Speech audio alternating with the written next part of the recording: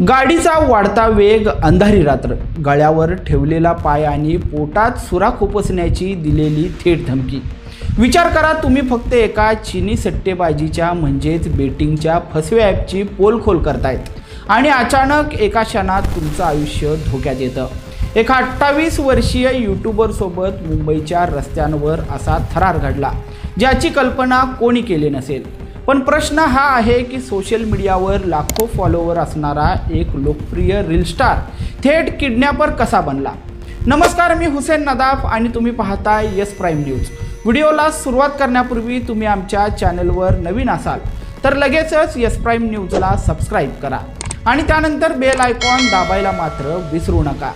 आज आपण उलगडणार आहोत सोशल मीडियाच्या या झगमगाटामागे लपलेलं एक भयंकर गुन्हेगारी सत्य।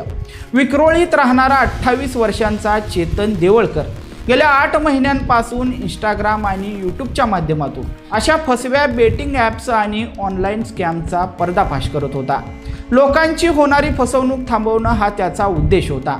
पण चेतनचं हे चांगलं काम काही जणांच्या डोळ्यामध्ये सलत होतं, कारण या फसव्या बेटिंग ॲप्सची जाहिरात करून लाखो रुपये कमवणारे काही रील स्टार्स चेतनवर प्रचंड चिडलेले होते आणि यातच नाव येतं पुण्यातील प्रसिद्ध रील स्टार प्रतीक शिंदे याचं। चेतनला सतत धमक्या दिल्या जात होत्या की व्हिडिओ बनवणं थांबव, नाहीतर परिणाम वाईट होतील।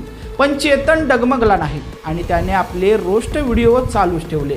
पण मग आखला गेला एक भयानक किडनॅपिंगचा कट। 26 जुलैची तारीख होती आणि वेळ होती सकाळी 11:30ची। मॅटर मिटवून टाकू, जरा भेटायला ये असं सांगून चेतनला पवईच्या पंचकुटीर भागामध्ये बोलावण्यात आलं। चेतन तिथे पोहोचला, थोडं बोलणं सुरू झालं आणि अचानक काही कळण्याच्या आतच चेतनला बळजबरीने एका कारमध्ये कोंबण्यात आलं। कारचा स्पीड वाढला, गाडीत चेतन ओरडू नये म्हणून त्याच्या गळ्यावर पाय ठेवण्यात आला आणि पोटात सुरा खुपसण्याची धमकी दिली गेली। समोरच्या सीटवर बसलेला होता स्वतः प्रतीक शिंदे आणि गाडीत चेतनला बेदम मारहाण केली जात होती। दिवसभर गाडी मुंबईच्या वेगवेगळ्या रस्त्यांवर फिरत राहिली आणि अखेर रात्री 11:30 वाजता रक्ताच्या थारोळ्यात आणि जखमी अवस्थेत चेतनला कळंबोळीजवळील रस्त्यावर फेकून देण्यात आलं। आरोपींना वाटलं होतं की चेतन घाबरेल, गप्प बसेल आणि त्याची दहशत अशीच कायम राहील।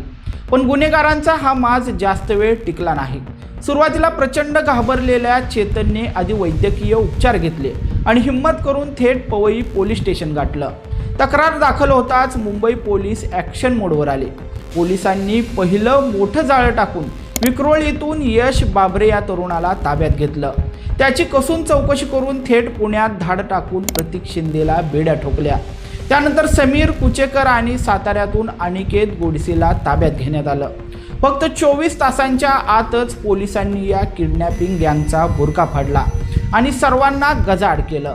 सोशल मीडियावर काही हजार फॉलोअर्स आणि पैशांच्या हव्यासापोटी थेट गुन्हेगारीचा मार्ग पत्करणाऱ्या अशा रील स्टार्सना पोलिसांच्या या कडक कारवाईनं थेट संदेश दिलेला आहे। पण प्रेक्षको, या घटनेवरून एक प्रश्न नक्की निर्माण होतो, केवळ पैशांसाठी फसव्या बेटिंग ॲप्सची जाहिरात करणाऱ्या अशा रील स्टार्सवर आणखी कडक कारवाई व्हायला हवी का?